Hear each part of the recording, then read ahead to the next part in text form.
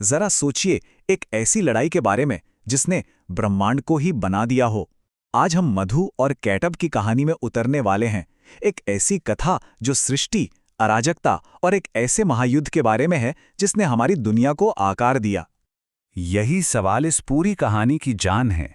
सोचिए, एक ऐसा वरदान जो किसी को लगभग अजेय बना दे, तो फिर ऐसे दुश्मन को कैसे हराया जा सकता है जिसे कोई तब तक मार ही न सके जब तक वो खुद न चाहे। चलिए आज इसी पहेली को सुलझाते हैं। तो हमारी कहानी की शुरुआत होती है समय के भी पहले से। एक ऐसा दौर जब समय का वजूद ही नहीं था। चलिए चलते हैं ब्रह्मांड की उस शुरुआत में जहां सब कुछ शून्य था। कल्पना कीजिए, तब कुछ भी नहीं था, ना कोई धरती, ना आसमान, ना ही कोई तारे, बस एक कभी ना खत्म होने वाला अनंत लौकिक महासागर, और चारों तरफ सिर्फ और सिर्फ घना अंधेरा। यही था ब्रह्मांड का शुरुआती रूप, एक गहरा शून्य। और इसी शांत महासागर के बीच में थे भगवान विष्णु, शेषनाग की शैया पर, गहरी योग निद्रा में। पर रुकिए, ये कोई मामूली नींद नहीं थी। नहीं, ये तो देवी महामाया की एक शक्तिशाली माया थी। एक ऐसा भ्रम जिसने खुद भगवान विष्णु को अपने असर में ले रखा था। और उसी शून्य में एक और अद्भुत नजारा था। भगवान विष्णु की नाभि से ही एक विशाल कमल खिल रहा था, और उस कमल पर बैठे थे सृष्टि के रचयिता भगवान ब्रह्मा। वो बस सही समय का इंतजार कर रहे थे ताकि सृष्टि की रचना शुरू कर सकें। एक तरफ तो ब्रह्मा जी सृष्टि का सपना देख रहे थे, पर दूसरी तरफ उसी महासागर की खामोशी में एक बहुत बड़ा खतरा जन्म ले रहा था। हुआ यूं कि जब भगवान विष्णु योग निद्रा में थे तो उनके कानों से मैल के रूप में एक अशुद्धि निकली। अब ये सुनने में अजीब लगता है, पर यह सिर्फ मैल नहीं था, ये तो ब्रह्मांड का पहला विकार था। एक ऐसी अशुद्धता जिसे एक साफ सुथरी दुनिया बनाने से पहले बाहर निकालना ही था। और इसी अशुद्धि से जन्म हुआ दो महाविनाशकारी असुरों का, मधु और कैटब। जो मधु था वो तमोगुण से जन्मा था, यानी अंधकार और अज्ञान का प्रतीक, और दूसरा कैटब वो रजोगुण से पैदा हुआ, यानी आक्रामकता और जबरदस्त अहंकार का प्रतीक। अब इन दोनों असुरों का इरादा एकदम साफ था। क्या? सृष्टि को बनने से पहले ही तबाह कर देना। और इसके लिए उन्होंने सीधा सृष्टि की बुनियाद पर ही हमला बोल दिया। जन्म लेने के ठीक बाद दोनों भाइयों ने हजारों साल तक देवी की घोर तपस्या की। अब उनकी भक्ति से देवी इतनी प्रसन्न हुई कि उन्होंने एक ऐसा वरदान दे दिया जिसने उन्हें समझिए कि अमर ही बना दिया। वरदान था इच्छा मृत्यु का, मतलब उनकी मौत सिर्फ और सिर्फ उनकी अपनी मर्जी से हो सकती थी और कोई तरीका नहीं। और बस इसी वरदान के घमंड में चूर उन्होंने सीधा हमला किया भगवान ब्रह्मा पर और उनसे छीन लिए चारों वेद। अब देखिए, ये वेद सिर्फ किताबें नहीं थीं, नहीं, ये तो सृष्टि का पूरा ब्लूप्रिंट थे, वो ज्ञान जिसके बिना दुनिया बनी नहीं सकती थी। वेदों के बिना ब्रह्मा जी एकदम लाचार हो गए। सृष्टि का भविष्य मानो अंधेरे में डूब गया।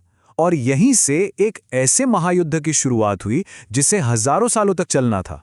जब ब्रह्मा जी ने देखा कि वो मधु और कैटब की ताकत के सामने अकेले कुछ नहीं कर सकते, तो उन्होंने देवी योग निद्रा से प्रार्थना की। उन्होंने गुहार लगाई कि वो भगवान विष्णु को अपनी माया से आजाद कर दें, क्योंकि इस संकट से अब सिर्फ वही बचा सकते थे। ब्रह्मा जी की प्रार्थना काम कर गई। देवी योग निद्रा ने भगवान विष्णु को मुक्त किया और वो जाग गए। जैसे ही उन्हें पता चला कि सृष्टि पर कितना बड़ा संकट आया है, तो वेदों के रक्षक का क्रोध जाग उठा।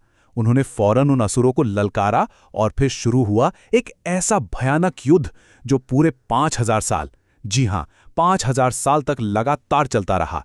इतने लंबे, इतने थका देने वाले युद्ध के बाद भगवान विष्णु को एक बात साफ हो गई। जहां इच्छा मृत्यु जैसा वरदान हो, वहां हथियार किसी काम के नहीं।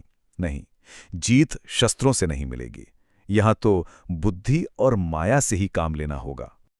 और बस यहीं से कहानी एक बहुत ही दिलचस्प मोड़ लेती है। अब ये लड़ाई ताकत की नहीं, बल्कि बुद्धि और छल की होने वाली थी। जब बल काम नहीं आया, तो भगवान विष्णु ने सृष्टि की सबसे बड़ी शक्ति को याद किया, मां महामाया को। वो आदि शक्ति, वो जानती थी कि इन असुरों की सबसे बड़ी ताकत क्या है, और वो ये भी जानती थीं कि वही ताकत उनकी सबसे बड़ी कमजोरी भी है, और वो थी उनका अहंकार। तो मां महामाया ने अपना काम शुरू किया। सबसे पहले उन्होंने अपनी माया से उन दोनों असुरों की बुद्धि पर पर्दा डाल दिया, उन्हें भ्रमित कर दिया। फिर भगवान विष्णु ने उनकी दुखती रग यानी उनके अहंकार पर चोट की। उन्होंने असुरों की तारीफ करते हुए कहा, आप दोनों की वीरता का तो कोई जवाब नहीं, मुझसे तो आप कहीं ज्यादा महान हैं, और जो महान होते हैं वो तो वरदान देते हैं, मांगते नहीं। घमंड में अंधे मधु और कैटभ इस जाल में पूरी तरह फंस गए। उन्होंने बड़े गर्व से कहा, मांगो नारायण, जो मांगना है मांगो। और तब भगवान विष्णु ने वो चीज मांग ली जिसके बारे में वो सोच भी नहीं सकते थे। उन्होंने कहा, अगर आप सच में प्रसन्न हैं तो मुझे ये वरदान दीजिए कि मैं आप दोनों की मृत्यु का कारण बन सकूं। ये सुनते ही दोनों असुर एकदम सन्न रह गए। उनका अपना ही घमंड अब उनके गले का फंदा बन चुका था। कहानी अब अपने अंजाम की तरफ बढ़ रही थी। लेकिन वो असुर भी कम चालाक नहीं थे। उन्होंने एक आखिरी पासा फेंका। उन्होंने कहा, ठीक है नारायण, वचन तो निभाना पड़ेगा, पर हमारी भी एक शर्त है। तुम हमें सिर्फ वही मार सकते हो जहां पानी की एक बूंद भी ना हो। और उन्हें पता था कि चारों तरफ तो सिर्फ पानी ही पानी है, तो ये तो नामुमकिन है। पर शायद वो ये भूल गए थे कि उनके सामने कौन खड़ा है, स्वयं नारायण। बस एक ही पल में भगवान विष्णु ने अपना शरीर इतना विशाल, इतना अनंत कर लिया और अपनी जांघों को इतना फैलाया कि उस महासागर के ऊपर एक बहुत बड़ी सूखी जमीन तैयार हो गई। अब अपने ही वचन में फंसे उन दोनों असुरों को अपना सिर भगवान विष्णु की सूखी जांघों पर रखना ही पड़ा, और उसी पल भगवान विष्णु ने अपने सुदर्शन चक्र से उनके सिर धड़ से अलग कर दिए। और कहते हैं कि उनके शरीर से जो चर्बी यानी मेद निकला, उसी के जमने से हमारी पृथ्वी बनी, और यही वजह है कि पृथ्वी का एक नाम मेदिनी भी पड़ा। तो देखा, मधु और कैटभ की जो सबसे बड़ी ताकत थी, उनका वो अजय वरदान, वही आखिरकार उनके अहंकार और उनके अंत का कारण बना। ये कहानी एक बहुत ही गहरा सवाल छोड़ जाती है सोचने के लिए कि क्या होता है जब किसी की सबसे बड़ी ताकत ही उसकी सबसे बड़ी कमजोरी बन जाए।